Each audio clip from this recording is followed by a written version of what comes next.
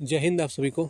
आज हम बात करने जा रहे हैं एसएससी जीडी में जब आपका सिलेक्शन हो जाएगा, जब आप लोग वर्दी पहन लेंगे और आप लोग का ट्रेनिंग चल रहा होगा, तो उस समय जो आपका कंडीशन है, चाहे वो शारीरिक रहे, मानसिक रहे, आर्थिक, सामाजिक, पारिवारिक, सब तरह के कंडीशन के बारे में थोड़ा चर्चा करते हैं। थोड़ा सा ये भी बात करते हैं कि प्रमोशन आप लोग का कैसे होगा, काहे कि बड़ा भीड़ हो गया आजकल। एक समय था जो कि 8-10 साल में लोग का प्रमोशन हो जाता था, फिर धीरे धीरे समय बढ़ते बढ़ते कम से कम 14 साल में, 14 साल 15 साल में ऐसा होने लगा कि एक जीडी से लोग हेड कांस्टेबल बन जाता था, जीडी का। समझे? देखिए, जब आप लोग अंदर आएंगे डिपार्टमेंट में तो आपको पता चलेगा कि जीडी और मिनिस्ट्रियल अलग है। समझे? जीडी का हेड कांस्टेबल अलग होता है, मिनिस्ट्रियल का हेड कांस्टेबल अलग होता है। समझे? जीडी का एसआई सब इंस्पेक्टर अलग होता है, मिनिस्ट्रियल का सब इंस्पेक्टर अलग होता है। तो धीरे धीरे जब आप लोग आएंगे यहाँ पर, तो आप लोग के मन में सब कुछ क्लियर हो जाएगा। ऐसे सब कुछ के बारे में हम धीरे धीरे बताएंगे ही, कैसे कैसे क्या होगा। सब कुछ फैसिलिटी के बारे में हम बहुत कुछ क्लियर किए थे, कैसे कैसे टिकट मिलता है, कैसे छुट्टी में आप लोग क्या क्या चीज़ ले आते हैं। हमको लगता है बहुत बारीकी से बहुत कुछ क्लियर हम किए हैं। वीडियो के माध्यम से बहुत सारा वीडियो भी है, लेकिन उतना कौन देखेगा। तो हम ऐसा फिर से एक बार प्रयास कर रहे हैं कि 1-2 दिन में फिर से जो और फोर्स, मतलब जितना भी फोर्स है सबको मिला करके एक ऐसा वीडियो बनाया जाए। 3-4 पीस एक ऐसा वीडियो बनाएंगे जिसमें कि सब कुछ क्लियर कर दें, पूरा फैमिली फैसिलिटी, पूरा प्रमोशन, पूरा सैलरी, जितना भी है सब कुछ। तो आइए थोड़ा सा इसमें बातचीत कर लेते हैं। ऐसे ही इसमें किसी तरह का कट ऑफ या रिजल्ट के बारे में बातचीत नहीं करेंगे। ये सिर्फ मन को संतोष देने के लिए, एक शांति प्रदान करने के लिए वीडियो हम बना रहे हैं। इच्छा होगा तो देखिएगा, सुनिएगा, अच्छा लगेगा। थोड़ा सा फालतू बात करने से क्या फ़ायदा है, ठीक है।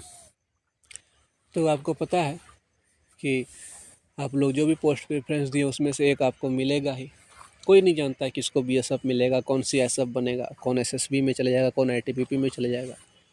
तो फोर्स सब कोई मस्त है, यहाँ नौकरी पाना ही बड़का बात है। अभी हमारे समाज के पास जो एक पैरामीटर है, जो एक माप है, वो क्या है कि अगर तुम सरकारी नौकरी नहीं ले पाए तो तुम कुछ नहीं कर पाए संसार। और अगर तुम सरकारी नौकरी ले लिए तो संसार का सबसे मस्त आदमी तुम हो, तुम लायक आदमी बन गए। तो बस वही इस बार आप लोगों को करके दिखाना है। मेरिट लिस्ट में आपका भगवान की कृपा से नाम आ जाए तो समाज के मन में ये सब जो बात चलता है वो ख़त्म हो जाएगा। प्लस आपका आत्मसम्मान इतना बड़ा हो जाएगा आपके नज़र में, आपको लगने लगेगा कि हाँ, दुनिया में जितना मेहनत की थी सब सफल हो गया, इसके आगे कुछ नहीं है, चाहे उसके आगे कुछ हो या ना हो। और आपको पता है जीडी में मतलब 10th पास के नौकरी में इतना पैसा किसी में नहीं है। आप ये चीज़ सोच के देखिए, आप 10th पास का नौकरी कोई भी कीजिए, इतना पैसा किसी में नहीं है। आप इमेजिन कीजिए कि लगभग 38 से 40 हज़ार के आसपास आपको ट्रेनिंग के समय में मिलना चालू हो जाएगा। ट्रेनिंग से निकलेंगे तो हो सकता है कि आपको 50 हज़ार प्लस मिलना चालू हो जाए। समझे? और अगर आप लोग रेगुलर अच्छे से मेहनत करते रहते हैं, अंदर में रहते हुए पढ़ाई भी करते रहते हैं, तो एग्ज़ाम निकलता है LDCE का, डिपार्टमेंटल एग्ज़ाम। तो उसको क्रैक करने के बाद अब बहुत ही आसानी से हम काहे बोलते हैं कि पढ़ते रहिए रेगुलर, बहुत ही आसानी से आप लोग जो है सब इंस्पेक्टर बन सकते हैं। मतलब एक प्रमोशन लेने में लोग को 14 से 15 साल लगता था एक समय में, एक कांस्टेबल से हेड कांस्टेबल बनने में, और अभी वो हेड कांस्टेबल बनने में पता है 20 साल लग जा रहा है। इतना भीड़ हो गया है और प्रमोशन का रफ्तार घट गया।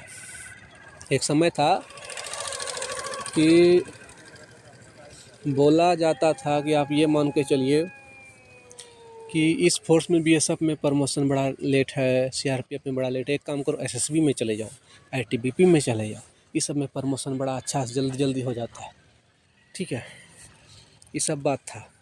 लेकिन अब क्या हुआ, सभी जगह इतना भीड़ हो गया है कि प्रमोशन सब में लेट हो गया है। आप किसी फोर्स को नहीं बोल सकते ऐसा कि 10 साल 12 साल में प्रमोशन करवा दे, नहीं होता। अब तो 10 साल 12 साल मतलब हेड कांस्टेबल से एएसआई बनने में लग जा रहा है। समझे? तो आपको फोर्स में जाने के बाद भी जब भी आपको समय मिले पढ़ते रहना होगा, संपर्क में रहिएगा। हम लोग साथ में ग्रुप डिस्कशन करते रहेंगे, चिंता नहीं करना है। और सबसे बड़ा चिंता आप लोग का ख़त्म हो जाएगा। जैसे सिलेक्शन हुआ ना, बस चिंता ख़त्म। उसके बाद न आपका पॉकेट जो है हरदम गर्म रहेगा पैसा से। अब फौज की नौकरी में क्या फ़ायदा है पता है आपको, कि आपको जितना भी पेमेंट मिलेगा वो लगभग सुरक्षित रह जाता है।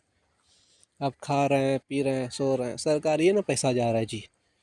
और वो सब पैसा बच रहा है, उससे आप अपना घर बनाइए। और जो भी आपको काम है, हो सकता है आपका छोटा भाई बहन हो, उसके लिए कुछ सोचिए, या आप अपने ब्याह शादी के लिए कुछ सोचिए। लड़कियों के लिए तो आज़ादी है। लड़की का सिलेक्शन हो जाता है तो जो लड़की आज तक मुंह में 10 टका का बोरोप्लस नहीं लगाती थी, फेयर लवली नहीं लगाती थी, अब वो 600-700 का क्रीम खरीद के रखती है। हम देख रहे हैं ना आजकल।